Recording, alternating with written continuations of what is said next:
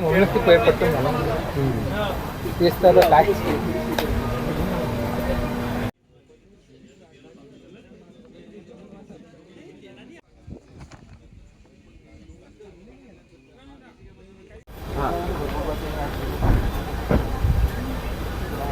हो.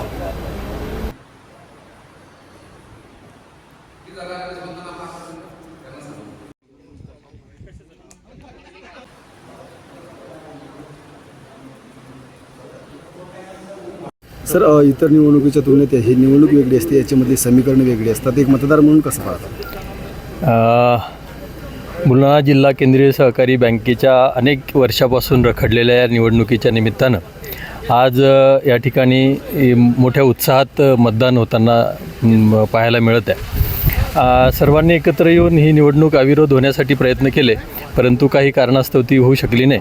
पण जी काही निवडणूक होत्या आहे ती मला असं वाटतं की आता मागच्या 7-8 दिवसापासूनचा सर्व जर आढावा घेतला अतिशय खेळीमेळीच्या वातावरणामध्ये फार काही कुठल्या प्रकारचं हे न ठेवता जिल्हा बँकेचा विकास कसा होईल आणि सभासद आणि भागधारक एकत्र येऊन या बँकेला पूर्व गतवैभव कशा प्रकारे प्राप्त करून देण्यात येईल याच्यासाठी या ठिकाणी मतदान उत्साहात आज संपन्न झालेलं आहे. खरं तर ज्या बँकेला जिवंत करण्यासाठी अजितदादांनी 300 कोटीचं लोन दिलं, सॉफ्ट लोन दिलं आणि त्यांच्याच पक्षाला या निवडणुकीतून विरोधपासून वेगळे ठेवण्याचा प्रयत्न झाला आणि कुठंतरी ते उपकाराची परतफेड म्हणजे कृतज्ञता जी आहे ते दाखवण्यात आल्याचा आरोप होतोय. याविषयी बोलण्या इतपत एक मतदार म्हणून मी फार काही मोठा नाही आहे, परंतु वरच्या लेवलवरच्या काय ज्या घडामोडी झाल्या असतील त्याच्यामध्ये सगळ्यांना न्याय देण्याचा प्रयत्न वेगवेगळ्या ठिकाणी केला गेला. मग कुठे झालं नसेल तर आता मतदार सगळ्यांना न्याय देणारच आहे. यापूर्वी देखील स्थानिक स्वराज्य संस्थेच्या निवडणुका लढवल्या आणि आता तुम्ही जिल्हा बँकेच्या निवडणुकीत उमेदवार म्हणून आहात.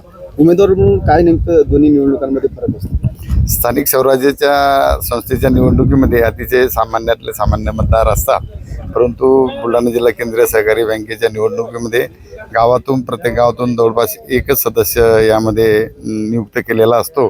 त्यामुळे अतिशय हुशार मंडळी यात असते. स्थानिक स्वराज्याची सुद्धा हुशार मंडळी असतात, परंतु त्यातल्या त्या चांगले हुशार मंडळी जे आहे हे या बुलढाणा जिल्हा केंद्रीय सहकारी बँकेच्या निवडणुकीत सदस्य म्हणून असतात. अतिशय जिकरीची ही निवडणूक असते आणि अतिशय कठीण ही निवडणूक असते.